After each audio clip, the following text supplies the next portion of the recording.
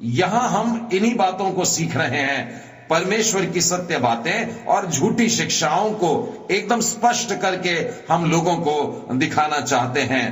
अकेला विश्वास करना पर्याप्त नहीं होगा, पश्चाताप भी होना चाहिए। प्रभु यीशु ने स्वयं जब वे परमेश्वर के राज्य का प्रचार कर रहे थे, वे कहते थे मन फिराओ और सुसमाचार पर विश्वास करो, तब परमेश्वर के राज्य में हम प्रवेश कर पाते हैं। और परमेश्वर की ओर से दी हुई हमें जो महान आज्ञा है उसमें भी हमको इसी प्रकार से सचेत किया जा रहा है। दाऊद के शब्दों में आपको मैं बताना चाहूंगा, भजन संहिता के 119वें अध्याय और उसके 127 और 28 वचन में देखेंगे, इस कारण मैं तेरी आज्ञाओं को सोने से वरन कुंदन से भी अधिक प्रिय मानता हूं। और उसके बाद भी तुरंत कहते हैं, और साथ ही साथ सब मिथ्या मार्गों से बैर रखता हूं। ये दोनों वाक्यों पर गौर करिएगा, परमेश्वर की आज्ञाओं से प्रेम करता हूं और मिथ्या मार्गों से बैर रखता हूं। इसी प्रकार से हमारा आज का जीवन होना चाहिए, परमेश्वर के वचनों से प्रेम करके और झूठी शिक्षाओं से परे रहना है, उनसे बैर करना है, उनको दूर रखना है। बिल्कुल यही आधार है इस कार्यक्रम का स्वस्थ सिद्धांत, जो आपके सामने हम प्रभु के वचनों की गहराई में उतर करके आपके सामने रखना चाहते हैं। बीते 5 सप्ताह से हमारे मनन का विषय रहा है दान कैसे न करें, हाउ नॉट टू गिव। और अब तक हम लोगों ने इस विषय पर 5 पाठ सीख चुके हैं। Lesson number 1 was do not separate life from giving. पहला पाठ था जीवन को देने से अलग न करें। Lesson number 2, do not earn by ungodly means. दूसरा पाठ था अधर्म के द्वारा कमाई न करें। Lesson number 3, do not cheat the government. तीसरा पाठ था कि सरकार को धोखा न दें। Lesson number 4 was do not make cheap offerings. निकम्मा अर्पण न करें, यह चौथा पाठ था। पिछले सप्ताह हम लोगों ने 5वां पाठ सीखा। Last week we have studied the 5th lesson under how not to give, and that was do not yield to pressure. 5वां पाठ था दबाव में आकर के दान न करें। Today we are going to study the 6th lesson under how not to give. आज हम लोग दान कैसे न करें, इसके अंतर्गत 6वां पाठ सीखने वाले हैं, and that is do not support questionable ministers. 6वां पाठ है संदिग्ध सेवकों का समर्थन न करें। मैं फिर से दोहराता हूं, how not to give. Lesson number 6, do not support questionable ministers. दान कैसे न करें। पाठ क्रमांक 6, संदिग्ध सेवकों का समर्थन न करें। प्रियो, एक समय ऐसा था जब पैसा बनाने के लिए लोग फिल्में बनाया करते थे। फिर उसके बाद में लोगों ने राजनीति की तरफ झुकाव दिया, जहां पर पैसों की खूब कमाई हो रही थी। परंतु आज के समय में बड़े दुख से कहना पड़ता है कि लोगों ने धर्म को कमाई का जरिया बना लिया है। अब अगर कहीं बहुत ज्यादा कमाई हो रही है तो वो है धर्म की बातों में, धर्म को लेकर के। और इसमें चौंकने की जरूरत नहीं है, क्योंकि प्रेरितों ने इस विषय में पहले ही हमको आगाह कर चुके हैं। 1 तीमुथियुस उसका 6वां अध्याय और 5वां वचन, उन मनुष्यों में व्यर्थ रगड़े झगड़े उत्पन्न होते हैं जिनकी बुद्धि बिगड़ गई है। कैसे? वे सत्य से विहीन हो गए, जो समझते हैं कि भक्ति कमाई का द्वार है। धर्म की बातें, भक्ति की बातों को जो लोग कमाई का दरवाजा समझते हैं, उनके लिए यहां पर पहले ही चेतावनी दी गई है। पौलुस तीमुथियुस से यहां पर कहते हैं कि ऐसे सेवकों से अलग हो जा, दूर हो जा, उनके पास से भाग जा। और हम आज आपके सामने यही वाक्य लेकर के आए हैं कि ऐसे सेवकों का समर्थन बिल्कुल ना करें जो धर्म को कमाई का जरिया बनाते हैं। आपके मन में एक प्रश्न उठता होगा कि आखिरकार ऐसे सेवकों को कैसे पहचाने, ऐसे सेवक पकड़ में कैसे आते हैं, हम इन्हें कैसे पहचान कर सकते हैं। इसके लिए मैं आपको कुछ ऐसी व्यवहारिक बातें बताना चाहता हूं जैसे इनके अलग अलग प्रकार होते हैं। 4 मुख्य प्रकार से संदेह युक्त सेवकों को आप पकड़ सकते हैं। पहला प्रकार जो है वो है वे सेवक जो भौतिक बातों पर ही मन लगाए रखते हैं। इसका मतलब क्या हुआ? वे अपने उदाहरणों में, अपने शिक्षाओं में, अपने उपदेशों में, अपने लेखन में, हर दृष्टिकोण से जब भी बात करते हैं और मुंह खोलते हैं तो पैसों की बातें, सांसारिकता की बातें, शारीरिक बातें, सांसारिक आशीषों की बातें, शारीरिक चंगाई की बातें, यही सारी बातें रहती हैं, परंतु आत्मिक और स्थायी बातों पर इनका मन बिल्कुल भी नहीं रहता है। वे चाहे किताबों में रहें, चाहे पुलपिट पर रहें, केवल यही बात करते रहते हैं कि सांसारिक आशीषें मनुष्यों को प्राप्त होती रहें।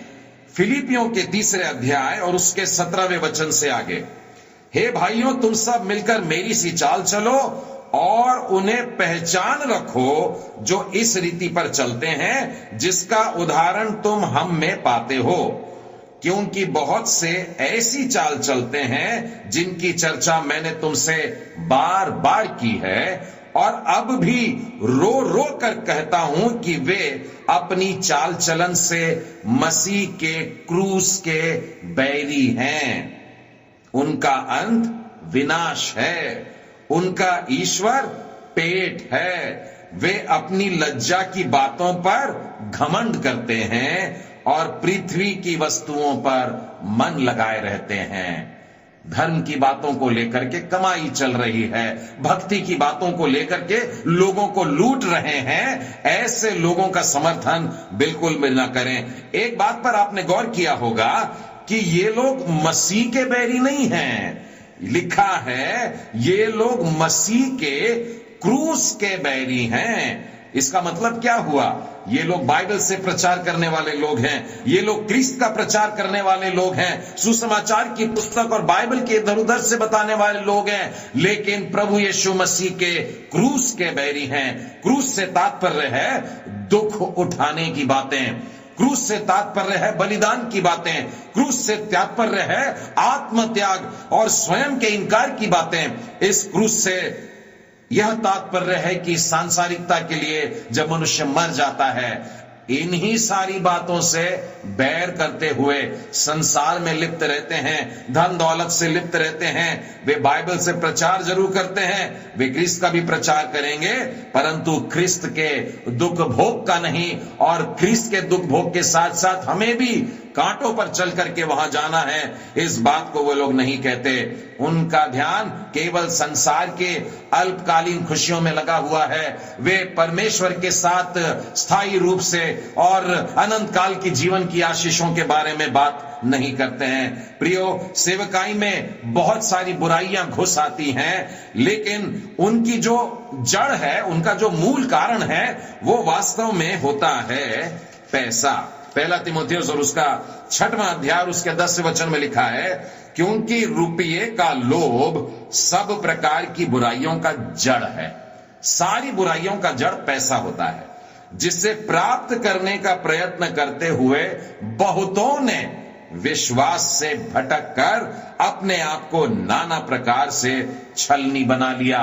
और अगले वचन में मेरे और आपके लिए सलाह है, पर हे परमेश्वर के जन, तू इन बातों से भाग और धर्म और भक्ति और विश्वास और प्रेम और धीरज और नम्रता का पीछा कर। वाक्य लिखा है, हे परमेश्वर के जन तू भाग। ये नहीं कहता है हे परमेश्वर के बालक तू भाग, वो कहता है हे परमेश्वर के जन तू भाग, हे परमेश्वर के प्रचारक तू इन बातों से भाग, और हे परमेश्वर के वचन के शिक्षक तू इन बातों से भाग, और हे परमेश्वर के सेवक तू इन बातों से भाग। धन के लोभ से भाग, सांसारिकता से भाग, क्षणिक खुशियों को छोड़ करके भाग। प्रभु यीशु ने कहा है, तुम धन और परमेश्वर दोनों की सेवा नहीं कर सकते हैं। अब आपके मन में एक प्रश्न उठता होगा कि क्या मसीही सेवकों के पास बहुत पैसा नहीं हो सकता है?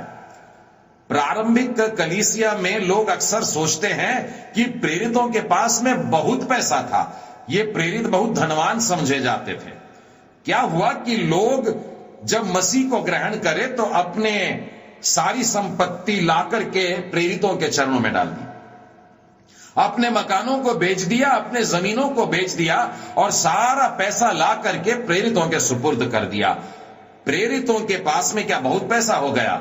मैं आपको स्पष्ट कहना चाहता हूं, प्रेरितों के हथेली में पैसा नहीं था, प्रेरितों ने इन पैसों को अपने पांवों के नीचे रखा था। मैं ऐसा कैसे कह सकता हूं? प्रेरितों के काम के 3 अध्याय में मैं पाता हूं कि पतरस और यूहन्ना जब प्रार्थना के समय मंदिर में जा रहे थे, वहां पर एक लंगड़ा भीख मांग रहा था और उसने अपना हाथ बढ़ाकर इनके सामने जब फैलाया तो पतरस और यूहन्ना ने कहा हमारी ओर देख, और उसके बाद उनका यह वाक्य था कि सोना और चांदी मेरे पास में नहीं है, पर जो है वो तुझको दे देता हूं।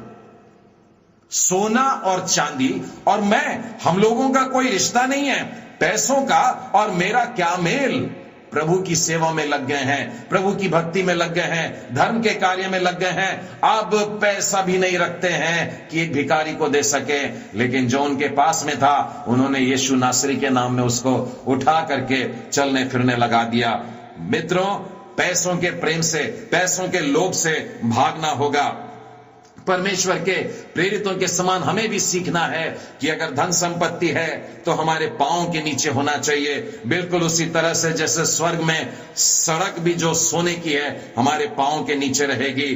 बिली ग्राहम के शब्दों में इस बात को कहना चाहता हूं, यदि मनुष्य पैसों के प्रति अपना रुख सीधा रखता है, फिर से कहता हूं, बिली ग्राहम ने इस प्रकार से कहा है कि यदि मनुष्य अपने जीवन में पैसे के लिए अपना रुख सीधा रखता है, तब उस मनुष्य के जीवन के जितने भी क्षेत्र हैं अपने आप यूं ही सीधे होते चले जाएंगे। तो ये थे वे लोग जो भौतिक बातों पर मन लगाते हैं। ऐसे प्रभु के सेवकों से सतर्क रहें, उनका समर्थन ना करें। आइए दूसरी श्रेणी देखते हैं जहां पर हमें प्रभु के ऐसे संदेहास्पद सेवकों की सेवा नहीं करनी है, उनका समर्थन नहीं करना है। ऐसे सेवक जो जवाबदेही नहीं है, ये वे लोग होते हैं जो कहते हैं मेरा जीवन परमेश्वर के सामने है, परमेश्वर सब कुछ जानता है, मुझको अब कोई फिक्र नहीं, लोग मेरे बारे में क्या कहें मुझको कुछ फर्क नहीं पड़ता। मेरे प्रियो, ये बात सुनने के लिए पल भर को आत्मिक तो लगेगी, लेकिन यह पवित्र शास्त्र पर आधारित बिल्कुल भी नहीं है। मेरे साथ में बाइबल खोलिएगा, 2 कुरिन्थी और उसका 8वां अध्याय और उसके 20वां और 21वां वचन सुनाता हूं। यहां पर यूं लिखा है, हम इस बात में चौकस रहते हैं कि इस उदारता के काम के विषय में जिसकी सेवा हम करते हैं, कोई भी हम पर दोष न लगाए, कोई भी व्यक्ति हम पर उंगली न उठा सके, क्योंकि जो बातें केवल प्रभु ही के निकट नहीं परंतु मनुष्यों के निकट भी भली है, हम उनकी चिंता करते हैं। हमें जवाबदेही है परमेश्वर के सामने भी और मनुष्यों के बीच में भी, और दोनों तरीके से हम लोगों को पैसों को लेकर के जवाबदेही रहना है। लेखा जोखा हम लोगों का स्वच्छ रहना चाहिए। मुझे सन 2007 की एक घटना याद आती है। यूनाइटेड स्टेट्स में एक यूएस सीनेटर ने एक प्रश्न खड़ा कर दिया था और उसने यह कहा कि जनता के पैसों को लेकर के कुछ गिने चुने लोग कैसे करके इतने आरामदेह जिंदगी, इतने लग्जरी भरी लाइफ को जी सकते हैं, विलासिता में जी सकते हैं, जबकि वे अपने आप को परमेश्वर के सेवक बनाते हैं। यूनाइटेड स्टेट्स में साधारणतः जो संस्थाएं परमेश्वर के काम में और सेवकाई में लगी हैं, उनके बीच में और उनके लेखा जोखा में सरकार दखल नहीं देती। और वहां पर एक इक्फा नाम की एक संस्था है, ECFA, evangelical council for financial accounting, और जितने भी प्रभु के सेवा करने वाली सेवकाइयां हैं, सैकड़ों सेवकाइयां इसके सदस्य हैं और इसके अंतर्गत रह करके नियमों का पालन करके अपनी अकाउंटेबिलिटी को बराबर बनाए रखते हैं। लेकिन ऐसे भी कुछ लोग पाए गए, जैसे कि इस यूएस सीनेटर ने जिन 6 लोगों का नाम और जिन संस्थाओं का नाम लिया था, यह पाया गया कि इन्होंने अपने आप को इस संस्था के साथ, इस काउंसिल के साथ में दर्ज नहीं किया था। और मैं जानता हूं बिली ग्राहम ने इस संस्था की स्थापना में काफी मुख्य भूमिका निभाई थी, और इसी बात को ध्यान में रख करके कि परमेश्वर के कार्य में लगने वाले लोग पैसों के लेखा जोखा में अपने आप को संसार के सामने भी निष्कलंक रखे। प्रियो, यदि आप सेवकाई में लगे हुए हैं और लोग आपके सामने आपको पैसा ला करके देते हैं, मेरा आग्रह है ईमानदारी से उन बातों का उपयोग करें, और लोगों के सामने जब मांगा जाता है तो उनका हिसाब किताब भी आपको रखना चाहिए। प्रभु यीशु अपने साथ में बटुआ नहीं रखते थे, परंतु बाइबल हमको बताती है कि वो पैसे का देखरेख यहूदा के हाथ में छोड़ दिए थे। आप कहेंगे कि भाई मेरी सेवकाई में मुझको कोई आदमी ही नहीं मिल रहा है जो इतना भरोसेमंद हो कि मैं अपने पैसे उसके हाथ में दे दूं। मेरे ख्याल से यह बहाना नहीं चलेगा। यदि प्रभु यीशु ख्रिस्त ने यहूदा के हाथ में थैली दे रखा था और प्रभु यीशु जानते थे कि यह पैसे का लालची है, वरन चोर भी है, उसके बाद भी उतना भरोसा रखा कि उसको दे दिया, तब हम ऐसी बहानीबाजी नहीं कर सकते। और दूसरी बात यह भी कहना चाहूंगा कि यदि आपने किसी के हाथ में अपने पैसे दे रखे हैं और वो भाग भी जाता है तो वो केवल आपके पैसों को लेकर के भागा है। आपकी सेवकाई को वो किसी भी हद में तहस नहस नहीं कर सकता, वो केवल अपने आप को ही शून्य कर डालेगा। तीसरे श्रेणी में जो लोग आते हैं जिनका हमें समर्थन नहीं करना है, वे ऐसे सेवक हैं जो सैद्धांतिक रूप से विचलित हो चुके हैं और भूल में पड़े हैं। कुछ लोग ऐसा कहते हैं कि भाई मैंने तो दान कर दिया है और अब दान कर देने के बाद में वो उस सेवक के पास में है, अब वो सेवक जाने और परमेश्वर जाने, मैं तो छूट गया। गलत। बाइबल हमें ऐसा नहीं सिखाती है। मेरे साथ में खोलिएगा 2 यूहन्ना, इसमें एक ही अध्याय है और उसके 9वें, 10वें और 11वें वचन को देखेंगे। जो कोई मसीह की शिक्षा से आगे बढ़ जाता है और उसमें बना नहीं रहता, उसके पास परमेश्वर नहीं। जो कोई उसकी शिक्षा में स्थिर रहता है, उसके पास पिता भी है और पुत्र भी। यदि कोई तुम्हारे पास आए और यही शिक्षा ना दे, उसे ना तो घर में आने दो और ना ही नमस्कार करो, क्योंकि जो कोई ऐसे जन को नमस्कार करता है वह उसके बुरे काम में साझी हो जाता है। प्रियो, यदि आपको शक है कि जिसके हाथ में आपने दान दिया है वो उसका गलत उपयोग कर सकता है, तो यह वचन आपके लिए है। आप भी उसके पाप में साझीदार हो जाएंगे। परमेश्वर ने आपको विवेक दिया है, परमेश्वर ने आपको पैसा दिया है और इस विश्वास और भरोसे के साथ में दिया है कि आप एक अच्छे भंडारी साबित होंगे। आप उनको कहीं भी यूं ही नहीं दे सकते हैं। जिन सेवकों पर संदेह है उनको मदद नहीं कर सकते। जिन सेवकों पर लोगों ने उंगलियां उठाई है उनका समर्थन नहीं कर सकते हैं। आपको समझदारी से काम करना होगा और उत्तम भंडारीपन का उदाहरण देना पड़ेगा। मैं आपको ऐसे 3 प्रश्न बताता हूं जिसके द्वारा आप ऐसे श्रेणी में आने वाले सेवकों को पकड़ सकते हैं। जब वे प्रचार करते हैं तो इस बात पर ध्यान देना कि क्या वे प्रभु यीशु क्रिस्त के क्रूस पर के बलिदान पर विश्वास करने के द्वारा ही उद्धार प्राप्त होता है, ऐसा कहते हैं, या फिर कहते हैं मनुष्यों को भी कुछ कोशिश करनी पड़ती है। दूसरा प्रश्न कि क्या यह प्रचारक अपने संदेशों में पूरी तरह से केवल परमेश्वर को महिमा देता है, प्रभु यीशु मसीह के नाम को ऊंचा उठाता है, या फिर बीच बीच में अपनी भी शेखी बगाड़ता है, अपनी तारीफ कर देता है। तीसरा प्रश्न कि क्या यह प्रचारक बाइबल में से ही सिखा रहा है या फिर बाइबल के बाहर की बातों को भी ला लेता है और फिर अपने सनसनीखेज अनुभवों को सुनाता है और कथा और कहानियां भी सुनाने लगता है। यदि इन 3 प्रश्नों के उत्तर आप अपने उस संदेहास्पद सेवक के ऊपर लागू करके देखेंगे तो आप खुद ब खुद जान जाएंगे कि ऐसे को समर्थन करना है या नहीं करना है। चौथी श्रेणी में आते हैं ऐसे सेवक हैं जो परमेश्वर के राज्य की स्थापना करने की बजाय अपने ही साम्राज्य को खड़ा करना चाहते हैं। परमेश्वर के राज्य की बातों को तो लेते हैं परंतु उसकी आड़ में अपना ही प्रकल्प निकालते हैं, अपने ही इमारतों को बना रहे हैं, अपने ही घर परिवारों को भरा पूरा करते चले जाते हैं। वे केवल अपने नाम की प्रतिष्ठा और अपने पद को और समाज में अपने स्थान को, दुनिया में अपने नाम को लेकर के चलते हैं और यहां तक कि दूसरे सेवकों के सामने भी अपने आप को ऊंचा करके दिखाते हैं। प्रियो, बाइबल हमसे ऐसा प्रश्न करती है जो यिर्मयाह नबी की पुस्तक के 45वें वचन में अध्याय में लिखा है। परमेश्वर हमसे कह रहा है, क्या तू अपनी बड़ाई की खोज में लगा रहता है? उसे मत खोज, यहोवा की यह वाणी है।